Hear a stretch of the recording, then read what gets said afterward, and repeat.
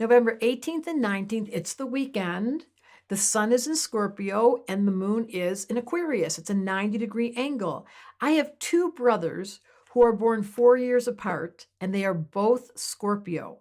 It's so interesting because Scorpio has so many shades.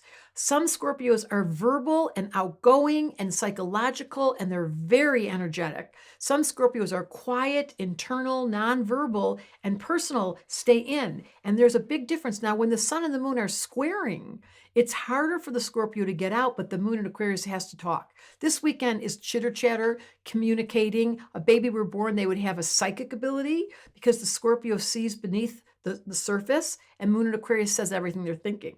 So the sun is squaring the moon. We got that. There's 4 planets in water. There's 3 planets in earth. And the sun is conjunct Mars still in Scorpio. That is so unusual. Mars is exalted in Scorpio. Can we talk about that for a minute?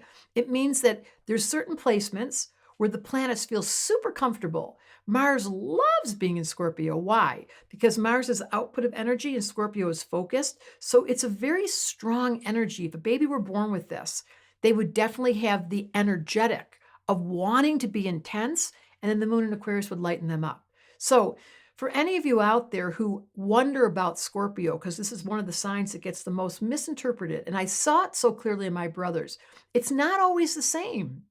I had one social brother and I had one introverted brother. And this weekend is definitely extroverted. The moon's in Aquarius. Permission for all of you to feel free to speak up, speak to the unspeakable, say things that you wouldn't normally say, dressed in a little strange way. This weekend, you can say that the moon's in Aquarius. I learned that on Astrology Answers with Debra Silverman, and I have permission to be a little bit different than usual.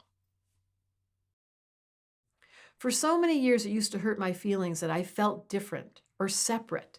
And then I realized it was a gift in disguise. It meant that I had a uniqueness and I didn't have to follow what others did. This is what astrology is all about. It's about promoting individuality, celebrating diversity, and letting you be quote unquote weird. It's not a bad word. It just means that you're unique. Let's change it. So I created Tell Me a Story. It's an intimate writing class. I'm your teacher, and it allows you to change those judgments or those misinterpretations of your character so you feel better about you. It's like magic to watch people fall in love with themselves right in front of me. Click the link in the description to find out more.